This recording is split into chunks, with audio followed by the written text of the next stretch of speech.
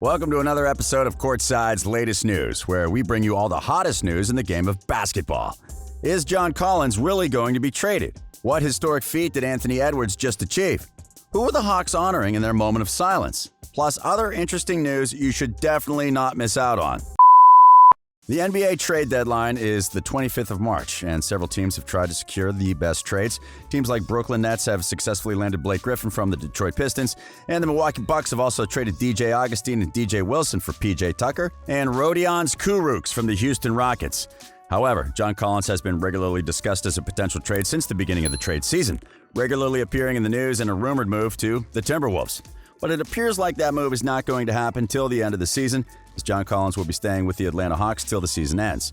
ESPN reporter Adrian Wojnarowski noted on Thursday, John Collins, I think, is unlikely to leave Atlanta. I don't think they can find value on a rookie contract for him. They're 6-0 since Nate McMillan took over as head coach. I think they can figure out John Collins' future. There was a limit they were willing to go in negotiations, around $90 million on an extension. He'll be a restricted free agent. They can figure that out after the season. Collins is a potential trade option for good reasons.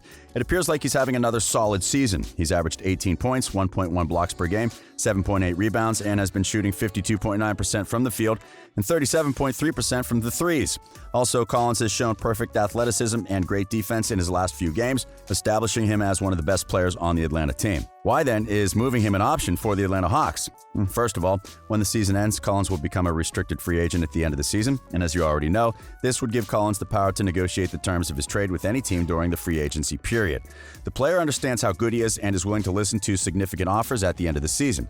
If the team decides to match these offers, it's no doubt going to lead to a huge salary crunch. It'll be quite unwise for the team to give up on Collins, who is such a promising player and a very promising team. Unfortunately, the decision does not lie with the team, which is one of the factors that make this trade all the more complicated. Anthony Edwards is just 19, but the player is no doubt one of the best in the NBA currently. He's had quite the season, but he did one better when he reached a record high of 42 points on 13 of 31 shootings. 4 of these 13 shootings came from the arc, while another 8 came from the free throw line. With this, he became the first Timberwolves rookie to record more than 40 points in a single game. But that's not all. In the same game, the young player recorded 3 assists and 7 rebounds. Edwards also becomes the rookie player with the most points since Trae Young in 2019, who had a record 49 points in his rookie season. Coupled with this, Anthony Edwards becomes the third youngest player in the NBA to record more than 40 points. It was LeBron James who had done it first in the 2003-04 season when he was just 19 years and 88 days.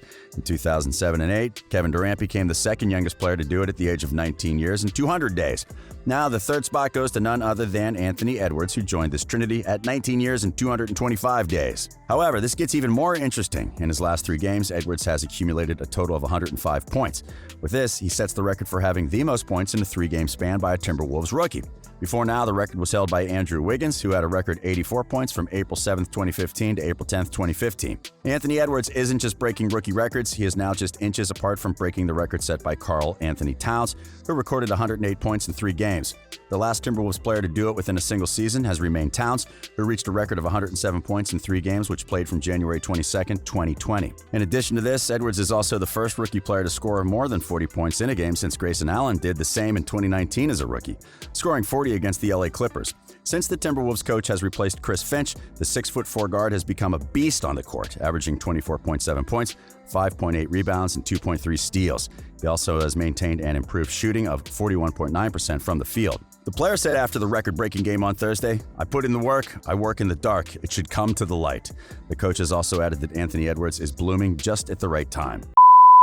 The Atlanta Hawks and the Los Angeles Lakers held a moment of silence in their last games for the recent shooting that happened in Atlanta on Tuesday night. In an emotional few minutes, the players silently paid tribute to the 6 Asian women who had died in the hands of a certain Robert Aaron Long.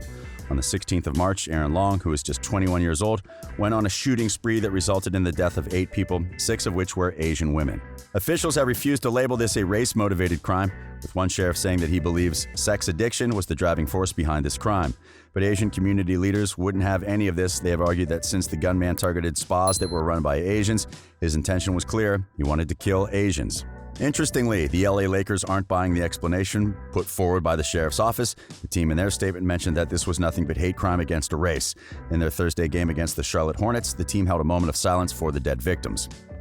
In addition to this, there was an official announcement before tip-off. The Lakers family was saddened to hear the events late Tuesday night in Atlanta, Georgia, where 8 people lost their lives in an act of anti-Asian racism.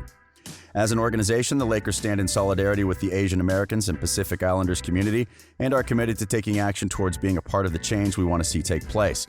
At this time, please join the Lakers organization in a moment of silence for the 8 victims of this senseless tragedy. The same thing happened in Atlanta with the Hawks. Just before the game, the announcer read a statement which said, "We stand with the entire Asian community in grief and solidarity over Tuesday's senseless and tragic acts of violence.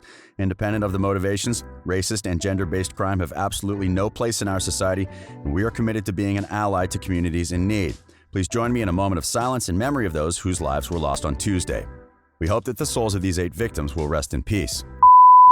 Besides being an all-star player, Paul George is known for his blunt way of speaking. Even though sometimes we see what he means as fans and analysts of the game, the NBA does not share this same sentiment. Just recently, Paul George was once again fined by the NBA, this time the sum of $35,000 for making critical comments after his team's loss to the Dallas Mavericks.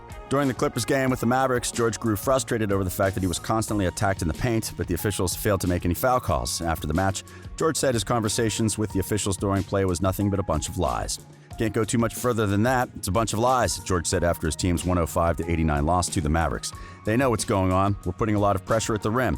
It's insane that we're not getting these calls, but it is what it is. It's nothing new to me. Hopefully we'll send a bunch of clips in. League's got to take a look at this." However, the only thing the league is going to be taking a look at is his fine of $35,000. The same thing happened last season in the 2019-20 season. George was fined $35,000 for publicly criticizing officials in a game against the Philadelphia 76ers. His team had lost 110-103 in the heated game. This is no doubt a frustrating time for George and his teammates, as there has obviously been a lack of favorable foul calls for the team. In fact, George has drawn so much contact in the paint, but only a few of these contacts have attracted the whistle. To put this in perspective, George has the 9th highest percentage of fouls in the paint out of the 27 players that were selected for the All-Star team. According to Second Spectrum, the Clippers team averages at least 6.6 shots in every game that leads to a foul. Paul George has said, quite honestly, "I mean, our job is to be aggressive, attack. We can't do much more than that, right? If they're not going to call it, they're not going to call it." And that's the suck part about it, because we're not flopping players. We're not players that's like throwing our bodies into other players. Talk about Kyle Lowry leaving the Toronto Raptors has filled the news in the past week. This has a perfect explanation. Lowry will be 35 on the NBA trade deadline day, and he is slowly approaching the end of his contract with the Raptors. However, the Raptors have consistently mentioned that they are not trading the 6-time All-Star, and interested teams should look elsewhere for a player like Lowry. If the team, however, decides to trade him, whichever team gets him will be getting one of the best players in the world. In spite of his age, Lowry still maintains an average of 17.8 points, 5.6 rebounds, and 7.5 assists per game. He's also shooting 43.7% from the field and 38.6% from 3. Currently, the Raptors are 11th on the Eastern Conference table, and if they choose to trade Lowry, they might be making the worst decision of the season. But if they decide to, what would the Raptors get for him?